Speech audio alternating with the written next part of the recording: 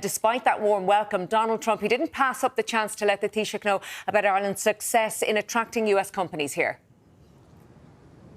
No, the tone of the engagements was very warm. Certainly any fears of a shouting match akin to that with Volodymyr Zelensky last Friday week appeared to be unfounded. It was a very collaborative and a very clear tone between the two leaders, and on any points in which they did disagree, those disagreements were aired very calmly without any major fuss. But the one takeaway message from the meeting today, all 51 minutes of Q&A that played out in front of the world's media, was that America is a little sore about how many companies moved to Ireland. And although Donald Trump says that he doesn't hold it personally against Ireland, he does feel that his country has been taken advantage of. The Irish are smart. You're smart people.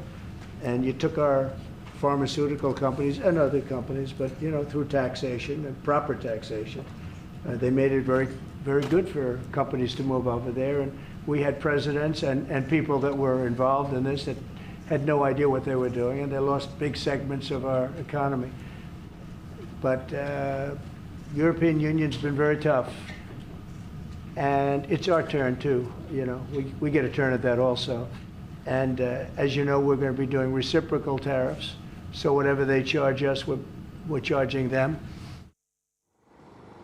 Now, given Donald Trump's personal and professional history of real estate and property development around the world, one question posed to him by a member of our Irish press corps was whether he had any advice for the Taoiseach about trying to ensure that the country has adequate housing provision.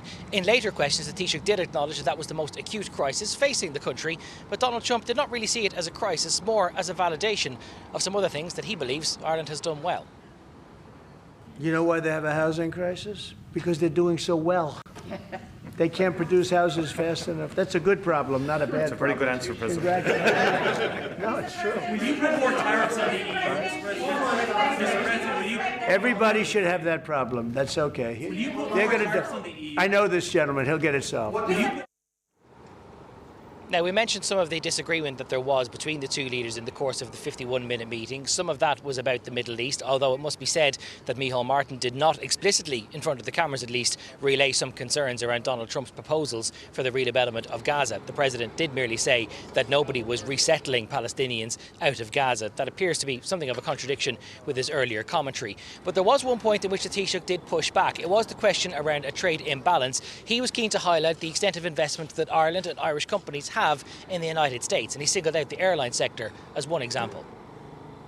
It's a two-way street too, and we are investing a lot more in America now, and people may not realise, but Ryanair, one of our biggest airlines, for example, AirCap, they buy more, the two of them together buy more Boeing airplanes than anybody else outside of America.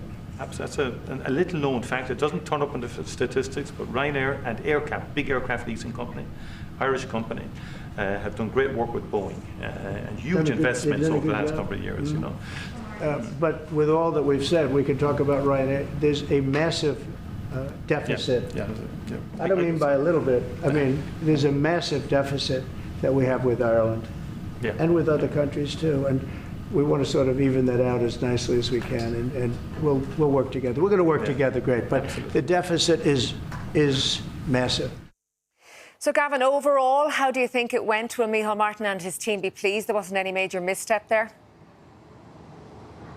Well, certainly no relief, I'm sure, or no amount or no shortage of relief about the fact that there wasn't any obvious confrontation in front of the cameras like the last time that we saw a guest in the Oval Office 12 days ago. But whether, say, there's a misstep, that much remains open to debate, because there already is domestic political reaction back at home to some of the footage that's emerged from Micheál Martin sitting beside Donald Trump during that question about housing. Micheál Martin appearing to smile in the midst of that, and that has been taken up by some, including Sinn Féin's housing spokesman Owen O'Brien, as the Taoiseach laughing and joking about the gravest crisis that is facing the country, even if it was something that he volunteered later in the press conference as being a major issue.